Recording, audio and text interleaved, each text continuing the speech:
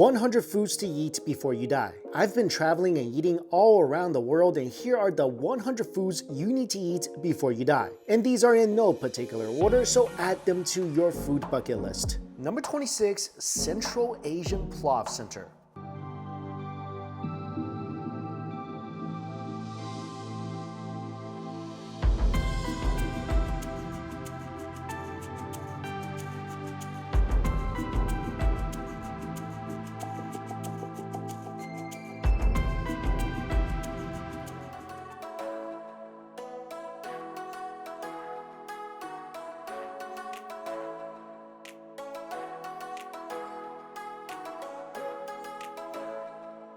As you guys know, I'm a lover of all things dumpling, and this thing is stealing my heart right here. Perfectly flaky outer shell, and just loaded with lambs and onions. You don't need a dipping sauce for this.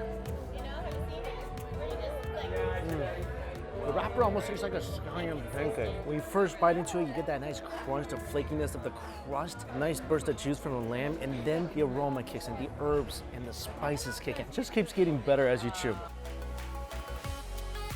In this massive wok, they have racks of lamb just stewing, I think with some potatoes. Yes.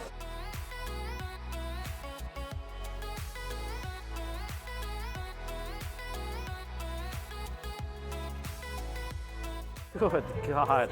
All the tendon, cartilage, meat. And this thing's been boiling in whatever that concoction is for God knows how long. The best way to eat this is just grab on and take a bite. It's hard to imagine lamb getting much better than this. Whatever that thing has been stewing in, I'm pretty sure it was a concoction created by a food wizard. And the flavor just penetrating every single morsel. Oh, this is the best part. Oh my gosh, right here. You could just whisper to this thing, it'll fall apart.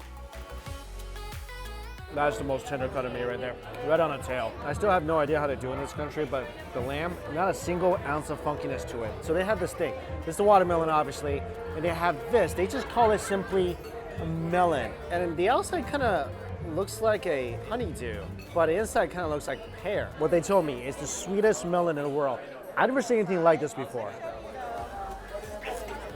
Oh, this land is magical. I've been so shocked since the $150 muskmelon experience in Japan. It's like a mix between a cantaloupe and a lychee. But anyway, today, what a good start to this amazing Uzbekistan trip. I'm here for about a week more, and food already exceeded my expectations. But the jet lag, the lamb, and the dumplings kind of taking over, so I gotta go to bed.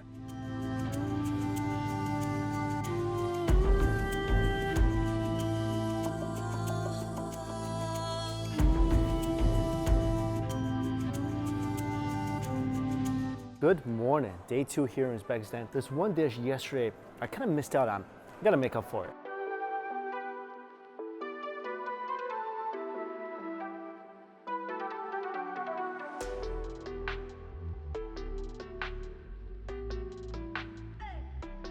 You guys remember Akbar?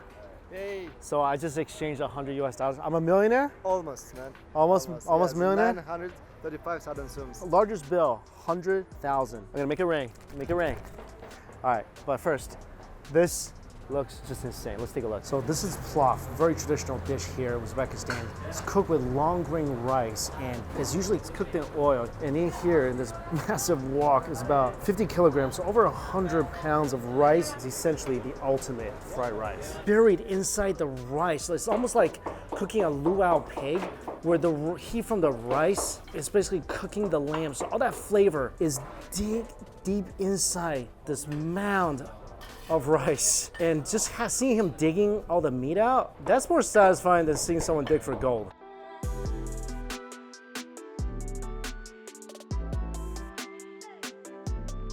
So you can eat at the dining hall here, and it's massive and it's pretty. Look at this.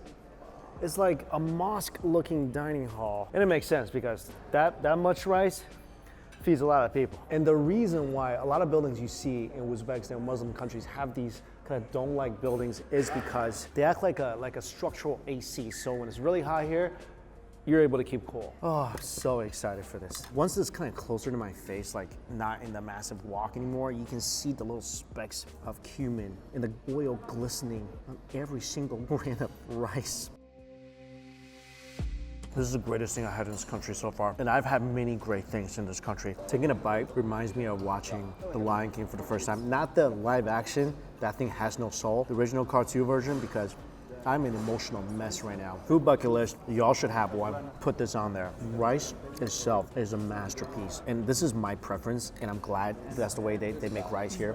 Each grain separate, chewable, got its own nice texture. It's not mushed together. I'm not big for sticky rice. This is my rice soulmate. This is exactly how I want my rice to look and taste. There's so much more happening here. The carrots, subtly sweet, creamy, the mushy chickpeas, and then all that melty lamb. This seems like Beyonce with a full-on orchestra complimenting her. All the ingredients just comes together and creates one of the greatest food wonders of the world. Like I said, food bucket list.